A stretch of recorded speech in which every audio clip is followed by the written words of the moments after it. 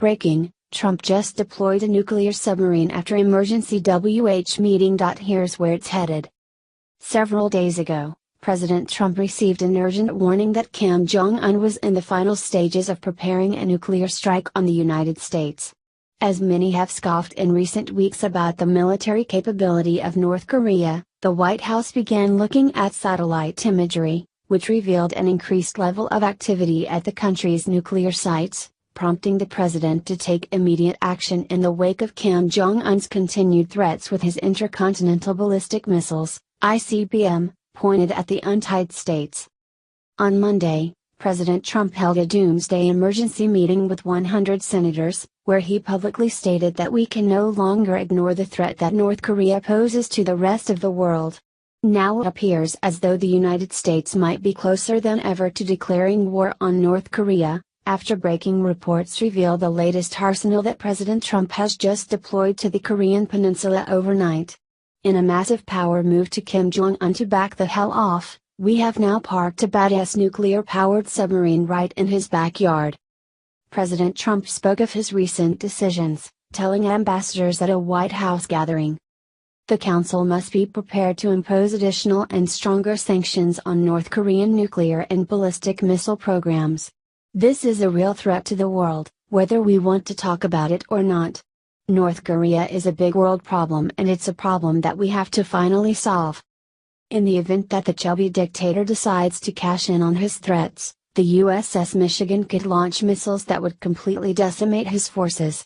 While some people are calling the port call routine, officials quietly told CNN that the timing is not a coincidence, as it's more important than ever for the United States to scare our enemies back into submission before they get too cute.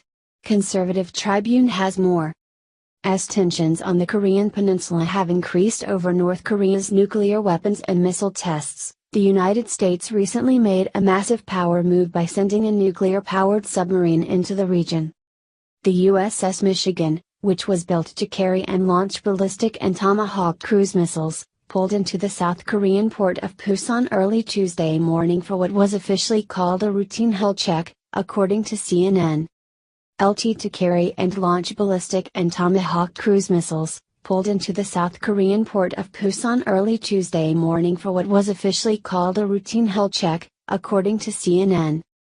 Unofficially, however, the submarine's presence has been hailed a show of force meant to send a strong message to Pyongyang on the same day North Korea celebrated the 85th anniversary of the founding of the Korean People's Army.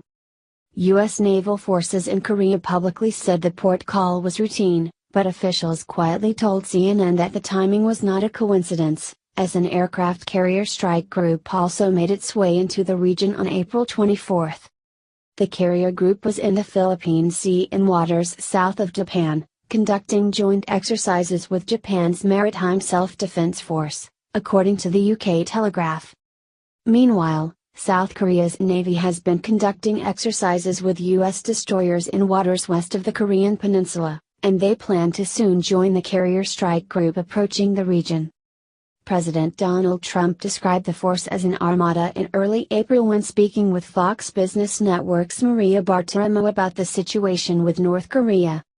The USS Michigan was originally designed to carry and launch nukes, but in recent years changes were made so it can additionally carry up to 154 Tomahawk land attack cruise missiles.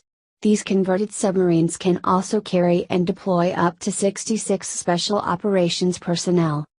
The president commented on his decision saying, "We are sending an armada. Very powerful. We have submarines. Very powerful. Far more powerful than the aircraft carrier. That I can tell you. The world will quickly learn that America isn't screwing around. Long gone are the days of America being run by a treasonous pansy, and we are fully prepared to defend our borders with our badass new president at the helm." The helm, Trump blows Obama's massive secret scandal wide open and gives Pentagon urgent orders to act immediately. The more that I discover about Obama's administration, the more disgusted I become. This man was the epitome of treasonous scum, yet the left lauds him as some sort of American hero. Whatever, right? Obama did whatever he could during his presidency to undercut the American people. Whether it was by allowing an influx of illegal immigrants and refugees into the country or forcing healthcare. Well, now there has been another discovery that Obama had his hand in that will piss you off. Millions of taxpayer dollars were squandered to pay fake salaries of non-existent ghost soldiers and policemen in Afghanistan during the Obama administration. Here is more from Conservative Tribune. According to the Special Inspector General for Afghanistan Reconstruction, John Sobko, who recently sat down for an interview with Cheryl Atkinson of Full Measure, the ongoing problem may have been worse than anyone realized, but was being addressed by President Donald Trump's Pentagon. We've been raising this concern about ghosts going back a number of years, Sobko said. Actually, I want to say we heard about it from Afghan President Ashraf Ghani years ago. Before he became president, he warned me about ghosts, so we started looking 3 years ago.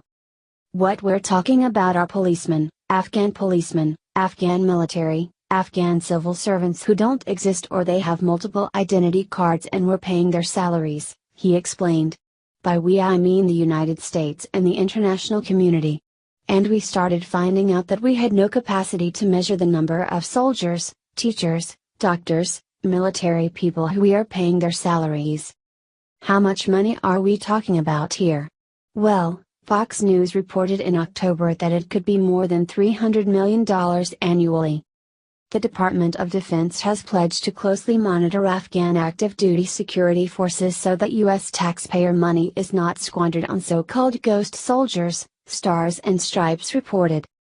In a letter released Friday to the Pentagon, the Office of the Special Inspector General for Afghanistan Reconstruction, or SIGAR, said it was concerned about significant gaps between the assigned force strength of the Afghan National Defense and Security Forces, and the actual number of personnel serving.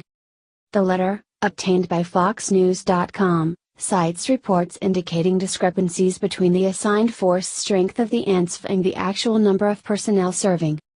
It also raises questions over whether the U.S. government is trying to prevent taxpayer funds from being spent on ghost soldiers and police, particularly in Helmand Province. SIGAR claims that since 2002, Congress has appropriated more than $68 billion in support of the ANSF, including funding for ANSF salaries. Helmand's incoming police chief said in June that close to half of the 26,000 soldiers and police officers assigned to that province did not exist, according to a June report by Afghanistan's Daily News. In January 2015 we reported that more than $300 million in annual, U.S.-funded salary payments to the Afghan National Police were based on only partially verified or reconciled data, and that there was no assurance that personnel and payroll data were accurate, wrote John Sobko, Special Inspector General for Afghanistan Reconstruction. When Sobko was asked if this indicated fraud, he replied, "Major fraud.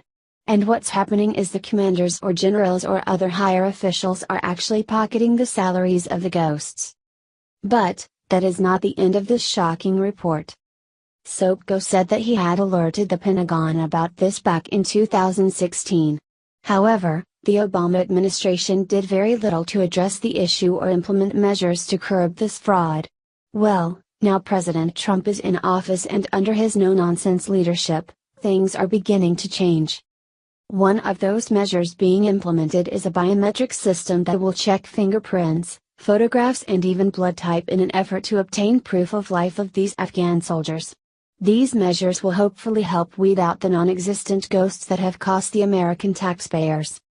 What is sad is that we the American people will never see that money again. Thank goodness Trump has given the go-ahead to have the Pentagon use these security measures finally. I only wish that there was a way that Obama and his administration could be charged for the fraud they perpetrated upon the American people. This man is an absolute disgrace, and like I said before, the more I find out the more disgusted I am. What do you think about this discovery? Sound off in the comments below. Alert, satellite images show what North Korea has secretly been doing to surprise America in a few days. Just in case you've been avoiding all news for the past month, you'll need to know that President Trump has made a firm stance and decided that the childlike dictator Kim Jong-un of North Korea needs to get in line and quit threatening World War III.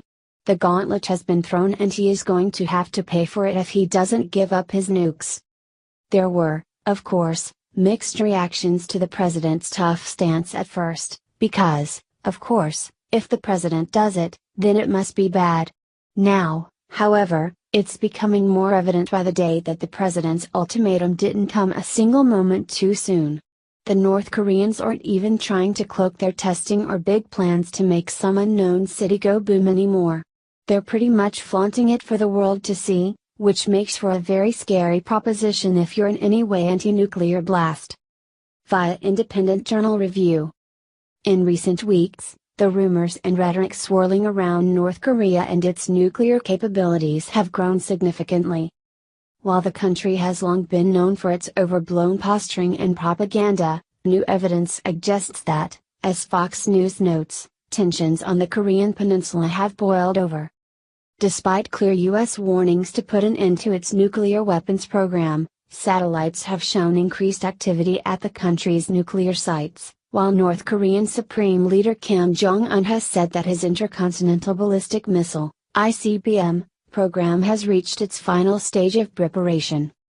The mounting tensions have not gone unnoticed by international leaders, including President Donald Trump. On Monday, Trump urged further action from the United Nations Security Council, saying the real threat of North Korea could no longer be ignored. As he told council ambassadors during a White House gathering, the council must be prepared to impose additional and stronger sanctions on North Korean nuclear and ballistic missile programs. This is a real threat to the world, whether we want to talk about it or not. North Korea is a big world problem and it's a problem that we have to finally solve. People put blindfolds on for decades and now it's time to solve the problem. Over the course of Sunday and Monday, Trump also spoke directly with several international leaders regarding North Korea, including German Chancellor Angela Merkel, Chinese President Xi Jinping and Japanese Prime Minister Shinzo Abe.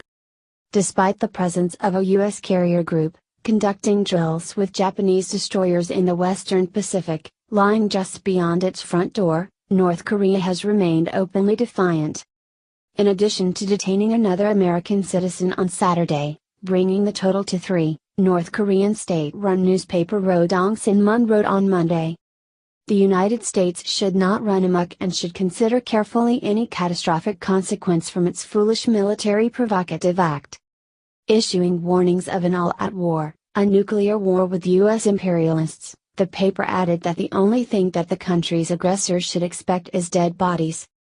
If you had any idea that there was even the slightest bit of humanity in the guy with his finger on the trigger in North Korea, surely hearing about a populace under his rule that is literally starving to death, while every dollar available is going toward his missile program should blow that away.